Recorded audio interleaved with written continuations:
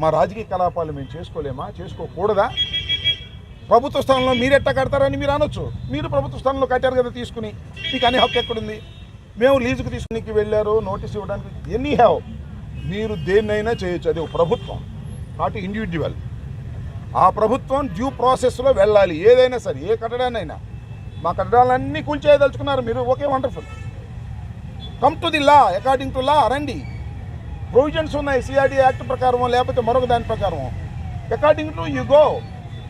చట్ట ప్రకారంగా వెళ్ళండి, చట్ట ప్రకారంగా కోర్టులో ఆర్డర్స్ తీసుకోండి. మేము చెప్పేది కూడా వినండి. విన్న తర్వాత మీరు ఏం చేసినా అది చట్టబద్ధంగా ఉండాలి తప్ప చట్ట వ్యతిరేకంగా మీరు చేసేటటువంటి కార్యక్రమాలు చేస్తున్నారు. ఇది ధర్మం కాదని మాత్రం చెప్పదలుచుకున్నాను. వారు కూడా అటెండ్ అయ్యారు. మేము డిమాలిష్ చేయమని ప్రామిస్ చేశారు. That was also recorded. రేపు మళ్ళీ సోమవారం మళ్ళీ కంటెంప్ట్కి వెళ్తాం, సోమవారం క్రిమినల్ యాక్షన్కి వెళ్తాం. చట్ట ప్రకారంగా అన్ని చర్యలు తీసుకునేటటువంటి కార్యక్రమం చేస్తామని కూడా ఈ సందర్భంగా మనవి చేస్తున్నాను. హైకోర్టు, ఆనరబుల్ హైకోర్టులో ఇది ఆల్రెడీ ఇది కోర్ట్. నిన్నే వాదనలు జరిగాయి. నిన్న వాదనలో ప్రభుత్వం వైపు నుంచి వచ్చిన వారు ఏం చెప్పారు? మేము కోల్చాము అన్నారు. డ్యూ ప్రాసెస్ మేము వెళ్తాము అన్నారు. డ్యూ ప్రాసెస్ అంటే ఇది కాదు. ఖచ్చితంగా కన్ఫర్మేషన్ ఆర్డర్ ఇవ్వాలి, దానికి సమాధానం తీసుకోవాలి. ఆ తర్వాత మేము ట్రిబ్యునల్కి వెళ్తాం. మాకు ఛాయిస్ అన్నీ ఉన్నాయి. అన్ని ఛాయిస్లు ఎగ్జాస్ట్ అయిన తర్వాత యూ కెన్ డిమాలిష్. తెలుసు నాకు, ఇప్పుడు గుర్తులే చెప్తాను. ఒక్క నిమిషం 1000 రూపాయలకి తీసుకున్నామా? నా దగ్గర దానికి డీటెయిల్స్ లేవు. 1000 రూపాయలకి తీసుకున్నామా, 1,00,000 రూపాయలకి తీసుకున్నా, that is a different matter. That was leased. అదంతా వాళ్ళు తీసుకున్నారు కదా తమ్ముడు, వాళ్ళు తీసుకున్నారుగా.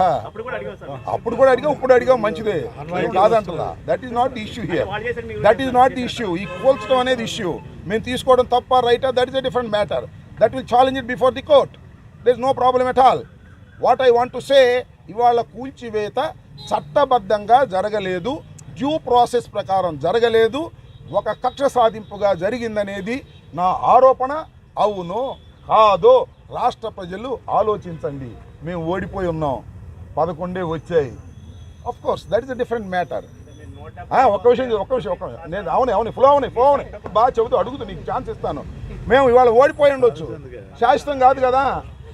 ఓటములన్నీ కూడా నడుస్తూ ఉంటాయి, గెలుస్తూ ఉంటాం, ఓడుతూ ఉంటాం. ఇది ఆగాయా నీకెందుకు ప్రైవేట్ పెట్టి నన్ను అడుగా చెప్తాను. సో నేను ఇస్తాను నీకు టైం. సో ఇది ఉన్న వాస్తవం. కాబట్టి ఇది కక్ష సాధింపు చర్య అని మేము చెప్పదలుచుకుని. మీరు అడగండి సార్.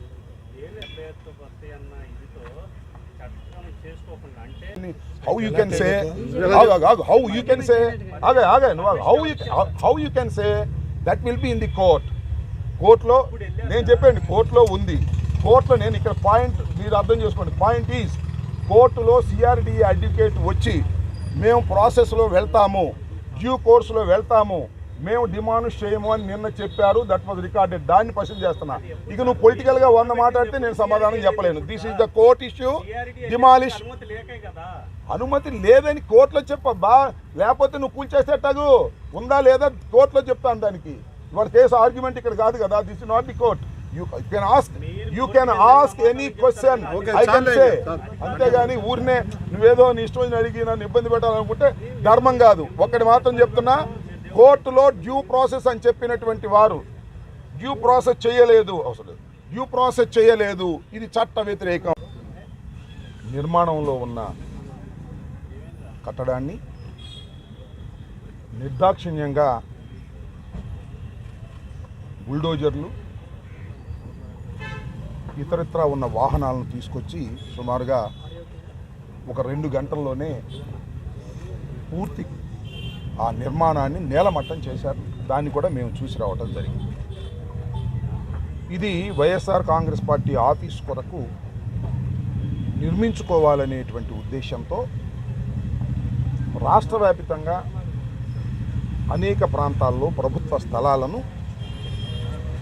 క్యాబినెట్లో పాస్ చేసుకుని వైఎస్ఆర్ కాంగ్రెస్ పార్టీకి కేటాయించుకోవటం జరిగింది. ఇదేదో వైఎస్ఆర్ కాంగ్రెస్ పార్టీ అధికారంలోకి ఉన్నది కాబట్టి మేము తీసుకొచ్చినటువంటి సాంప్రదాయం కాదు. ఇంతకుముందు తెలుగుదేశం పార్టీ కూడా నువ్వు బయటకు తెలుగుదేశం పార్టీ కూడా వారు అధికారంలో ఉన్నప్పుడు ప్రభుత్వ స్థలాలను వారి ఆఫీసులకు కేటాయించుకొని రాష్ట్ర వ్యాపితంగా అనేక నిర్మాణాలు చేపట్టిన మాట మీ అందరికీ తెలుసు. ముఖ్యంగా ఇవాళ తాడేపల్లిలో ఉన్నటువంటి వాళ్ళ సెంట్రల్ ఆఫీసు కూడా ప్రభుత్వ స్థలంలో నిర్మించబడినదే. దానిలో ఇంకా కొద్దిగా వాగు పోరంబోక అది కూడా ఆక్రమించుకున్నారనేటువంటి అభియోగాలు ఉన్నాయి. అది కోర్టులో కూడా డిస్ప్యూట్ నడుస్తూ ఉన్నది. మేము ఇక్కడ చాలా పాయింట్అవుట్ చేయాలనుకుంటున్నటువంటి అంశం ఏమిటంటే నిర్మాణంలో ఉన్నటువంటి మా భవనాన్ని